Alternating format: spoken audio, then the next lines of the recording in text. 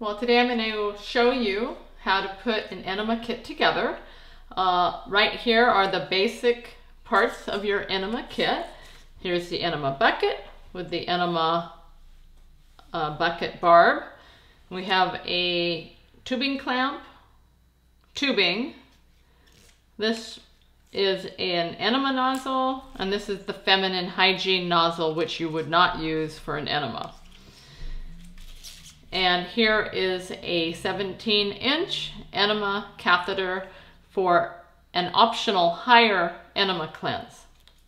So the first thing we'll want to do in putting the kit together is take your long tubing, and it easily pushes on to the bucket barb.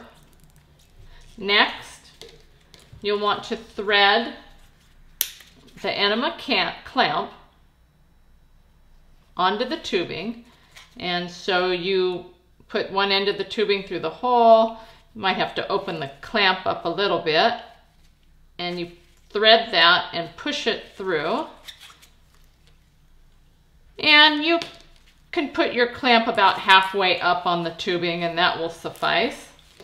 Next, you're going to take the enema nozzle, and that pushes easily into the end of the long tubing, and you're all set.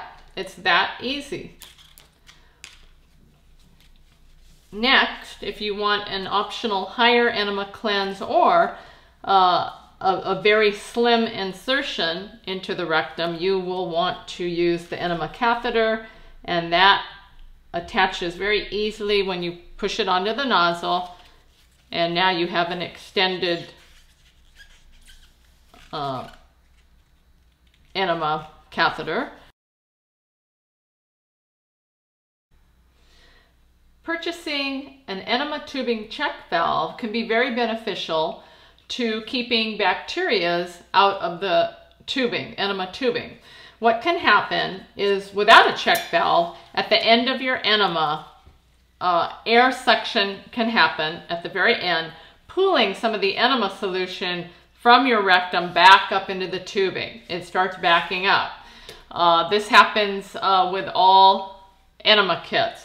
So, by simply installing a check valve, you will put the clear side pointing towards the bucket, and the black side will be pointing towards the enema nozzle. You'll have an additional little piece here, like so, and then finally adding the enema nozzle onto the end. And there you have an installed check valve on your enema tubing, which keeps your enema tubing hygienic and clean, because it's a one-way flow. No flow can go back up into the tubing. The check valve stops the flow from going back, so it's a one-way flow. So that wraps up our session on how to assemble your enema kit.